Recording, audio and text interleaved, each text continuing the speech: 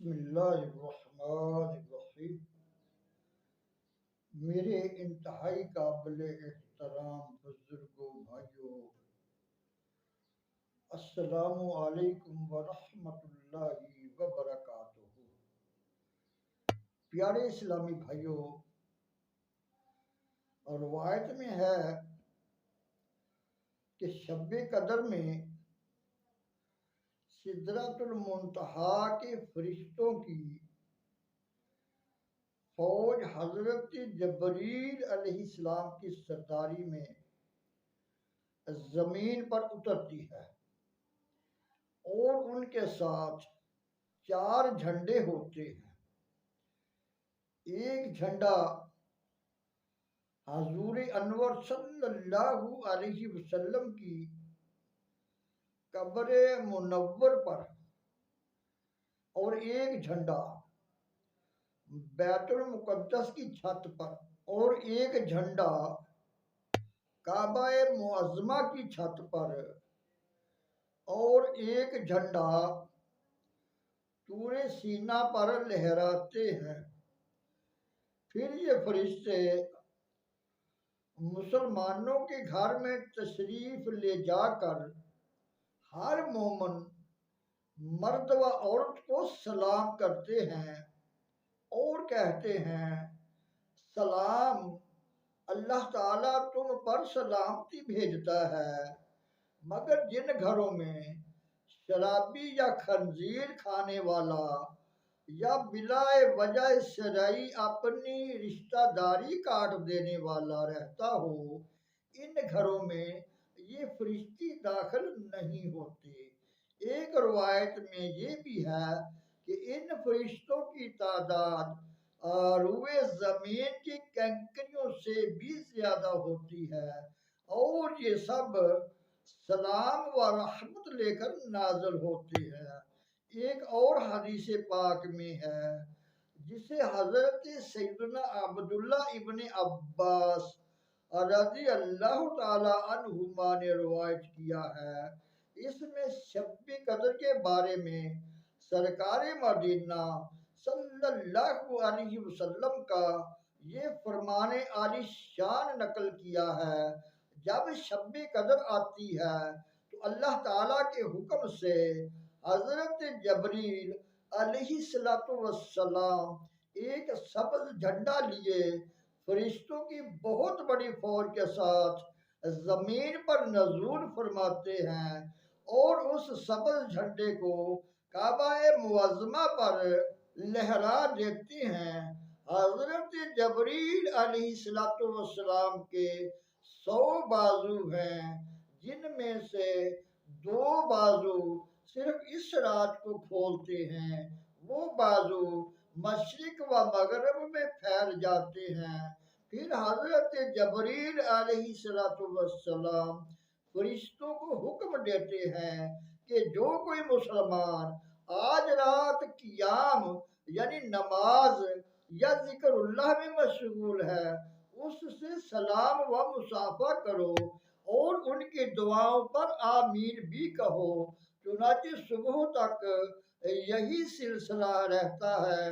صبح ہونے پر حضرت سیدنا جبریل علیہ السلام فرشتوں کو واپسی کا حکم صادر فرماتے ہیں۔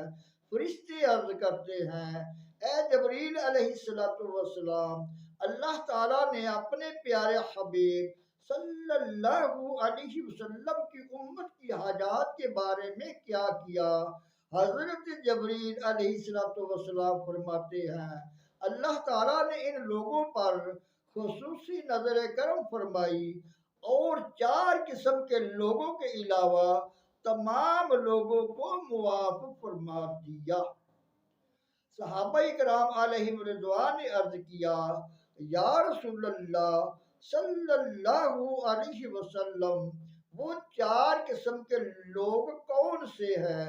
ارشاد فرمایا، ایک تو شراب کا عادی، دوسرے والدین کے نافرما، تیسرے قطع رحمی کرنے والے یعنی رشتہ داروں سے تعلقات توڑنے والے، اور چوتھے وہ لوگ جو آپس میں بغض و کینہ رکھتے ہیں اور آپس میں قطع تعلق کرنے والے۔ پیارے پیارے اسلامی بھائیوں، غور فرمائیں، شب قدر اس قدر عظمت والی رات ہے۔ اس رات میں ہر خاص و عام کو بخش دیا جاتا ہے، لیکن عادی شرابی، ماں باپ کے نافرمان، قطع رحمی کرنے والے اور آپس میں بلا کسی شرعی مجبوری کے کینہ رکھنے والے اور اس سبب سے آپس میں تعلقات منقطع کرنے والے اس عام بخشش سے محروم کر دیے جاتے ہیں۔ پیارے اسلامی بھائیوں، قہر قہار و غضب جبار سے لرز جانے کے لیے کیا یہ کافی نہیں ہے؟ اور شب قدر جیسی بابرکت رات میں بھی جن مجرموں کی بخشش نہیں کی جا رہی وہ کس قدر شدید مجرم ہوں گے۔ ہاں، اگر ان گناہوں سے صدق دل سے توبہ کر لی جائے اور حقوق العباد والے معاملات بھی حل کر لیے جائیں تو اللہ تعالیٰ کا فضل و کرم بے حد و بے انتہا ہے۔ پیارے اسلامی بھائیوں، حضرت سیدنا عبادہ بن صامت رضی اللہ تعالیٰ عنہ سے روایت ہے کہ پیاری آقا صلی اللہ علیہ وسلم باہر تشریف لائے تاکہ ہم کو شب قدر بتائیں کہ کس رات میں ہے، لیکن دو مسلمان آپس میں جھگڑ رہے تھے۔ آپ صلی اللہ علیہ وسلم نے ارشاد فرمایا، میں اس لیے آیا تھا کہ تمہیں شب قدر بتاؤں، لیکن فلاں فلاں شخص جھگڑ رہے تھے، اس لیے اس کا تعین اٹھا لیا گیا اور ممکن ہے کہ اسی میں تمہاری بہتری ہو، اب اس کو تاک راتوں میں تلاش کرو۔ پیارے پیارے اسلامی بھائیوں، اس حدیث پاک میں ہمارے لیے کس قدر درس عبرت ہے کہ ہمارے پیارے آقا صلی اللہ علیہ وسلم بتانے ہی والے تھے کہ شب قدر کون سی رات ہے کہ دو مسلمانوں کا باہم لڑنا مانے ہو گیا اور ہمیشہ ہمیشہ کے لیے شب قدر کو مخفی کر دیا گیا۔ اس سے اندازہ کریں کہ مسلمانوں کا آپس میں لڑائی جھگڑا کرنا رحمت سے کس قدر دوری کا سبب بن جاتا ہے۔ مگر افسوس، اب مسلمانوں کو کون سمجھائے؟ آج تو مسلمان بڑے فخر سے یہ کہتا سنائی دے رہا ہے کہ میاں اس دنیا میں شریف رہ کر تو گزارا ہی نہیں، ہم تو شریفوں کے ساتھ شریف ہیں اور بدماش کے ساتھ بدماش ہیں۔ صرف اس قول پر ہی اکتفا نہیں، اب تو معمولی سے معمولی بات پر زبان درازی، پھر دست اندازی، اس کے بعد چاقو بازی، بلکہ گولیاں تک چل جاتی ہیں۔ افسوس، مسلمان ہونے کے باوجود آج مسلمان کبھی پٹھان بن کر، کبھی پنجابی کہلا کر، کبھی مہاجر ہو کر، کبھی سندھی اور بلوچ قومیت کا نعرہ لگا کر ایک دوسرے کا گلا کاٹ رہا ہے، ایک دوسرے کی املاک و املاک کو نقصان پہنچا رہا ہے، آگ لگا رہا ہے، آپس میں ایک دوسرے کے خلاف صرف نسلی اور لسانی فرق کی بنا پر محاذ آرائی ہو رہی ہے۔ مسلمانوں، آپ تو ایک دوسرے کے محافظ تھے، آپ کو کیا ہو گیا ہے؟ ہمارے پیارے آقا صلی اللہ علیہ وسلم کا فرمان عالی شان تو یہ ہے کہ مومنوں کی مثال ایک جسم کی طرح ہے کہ اگر ایک عضو کو تکلیف پہنچے تو سارا جسم اس کی تکلیف کو محسوس کرتا ہے۔ ایک شاعر نے کتنے پیارے انداز میں سمجھایا ہے، مبتلا درد کوئی عزم ہو روتی ہے آنکھ، مبتلا درد کوئی عزم ہو روتی ہے آنکھ، کس قدر ہم درد سارے جسم کی ہوتی ہے آنکھ۔ پیارے اسلامی بھائیوں، ہمیں آپس میں لڑائی جھگڑے کرنے کی بجائے ایک دوسرے کی ہمدردی اور غمگساری کرنی چاہیے۔ مسلمان ایک دوسرے کو مارنے کاٹنے اور لوٹنے اور ایک دوسرے کی دکانیں اور اسباب جلانے والا نہیں ہوتا۔ سیدنا فضالہ بن عبید رضی اللہ تعالیٰ عنہ سے روایت ہے کہ مالک حوض کوثر صلی اللہ علیہ وسلم نے حجۃ الوداع کے موقع پر ارشاد فرمایا، کیا تمہیں مومن کے بارے میں خبر نہ دوں؟ پھر ارشاد فرمایا، مومن وہ ہے جس سے دوسرے مسلمان محفوظ رہیں، اور مجاہد وہ ہے جس نے اطاعت خداوندی کے معاملے میں اپنے نفس کے ساتھ جہاد کیا، اور مہاجر وہ ہے جس نے خطا اور گناہوں سے علیحدگی اختیار کی۔ اور ارشاد فرمایا، کسی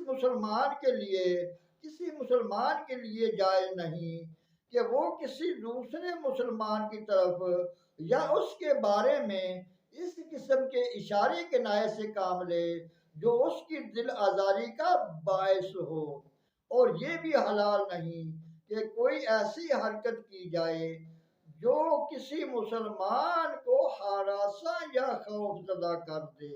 پیارے اسلامی بھائیوں، حضرت سیدنا مجاہد رحمت اللہ تعالیٰ علیہ فرماتے ہیں کہ اللہ تعالیٰ بعض دوزخیوں کو ایسی خارش میں مبتلا کر دے گا کہ کھجاتے کھجاتے ان کی کھال ادھر جائے گی، یہاں تک کہ ان کی ہڈیاں ظاہر ہو جائیں گی۔ پھر ندا سنائی دے گی کہ کہو کیسی رہی یہ تکلیف؟ وہ کہیں گے کہ انتہائی سخت اور ناقابل برداشت ہے۔ تب انہیں بتایا جائے گا کہ دنیا میں جو تم مسلمانوں کو ستایا کرتے تھے یہ اس کی سزا ہے۔ تاجدار مدینہ صلی اللہ علیہ وسلم نے ارشاد فرمایا، میں نے ایک شخص کو جنت میں گھومتے ہوئے دیکھا کہ جدھر چاہتا تھا نکل جاتا تھا۔ جانتے ہو کیوں؟ صرف اس لیے کہ اس نے اس دنیا میں ایک درخت راستے سے اس لیے کاٹ دیا تھا کہ مسلمانوں کو راہ چلنے میں تکلیف نہ ہو۔ پیارے پیارے اسلامی بھائیوں، ان حدیث مبارکہ سے درس حاصل کریں اور آپس میں لڑائی جھگڑا اور لوٹ مار سے پرہیز کریں۔ اگر لڑنا ہی ہے تو مردود شیطان سے لڑیں، نفس امارہ سے لڑائی کریں، بوقت جہاد دین کے دشمنوں سے قتال کریں، مگر آپس میں بھائی بھائی بن کر رہیں۔ آپس میں جھگڑا کرنے کا نقصان عظیم تو آپ نے دیکھ اور سن ہی لیا کہ شب قدر کی تعین اٹھا لی گئی، جس کا پتہ ہمیں سرکار نامدار صلی اللہ علیہ وسلم نے دے دیا۔ اس کے علاوہ بھی آپس میں لڑائی جھگڑا کرنے سے نہ جانے کیسی کیسی عظیم نعمتوں اور رحمتوں سے ہمیں محروم کیا جاتا رہا ہوگا۔ اللہ تعالی ہمارے حال زار پر رحم فرمائے اور اس بات کو سمجھنے کی توفیق عطا فرمائے کہ ہم اگرچہ پنجابی پٹھان، سندھی بلوچ، سرائکی مہاجر وغیرہ قومیت سے تعلق رکھتے ہوں، مگر ہیں عربی آقا صلی اللہ علیہ وسلم کے غلام۔ ہمارے پیارے آقا صلی اللہ علیہ وسلم نہ پٹھان ہیں، نہ پنجابی ہیں، نہ بلوچ ہیں، نہ سندھی ہیں، بلکہ آپ صلی اللہ علیہ وسلم تو عربی ہیں۔ اے کاش ہم حقیقی معنوں میں عربی آقا صلی اللہ علیہ وسلم کے دامن کرم سے لپٹ کر رہیں اور تمام نسلی اور لسانی اختلافات کو بھلا کر ایک اور نیک بن جائے۔ اللہ تعالیٰ سے دعا ہے جو درس و بیان ہوا اس کو سمجھنے، اس کو پر عمل کرنے اور اپنے دوسرے مسلمان بھائیوں تک پہنچانے کی توفیق عطا فرمائے۔ وما علینا الا البلاغ المبین۔